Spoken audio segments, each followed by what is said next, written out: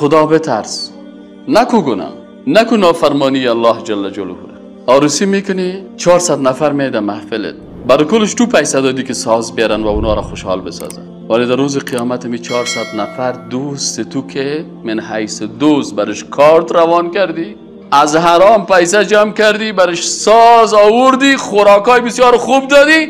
اینمی 400 نفر دوست تو و 400 دشمن برای تو مبدل میشن و در روز قیامت میگن که یا الهی فلان شخص، فلان حاجی صاحب پیسه سازی داده بود و 6 ساعت ما را مصروف در ساز و رقص کرد، 400 دوست با 400 دشمن مبدل شد.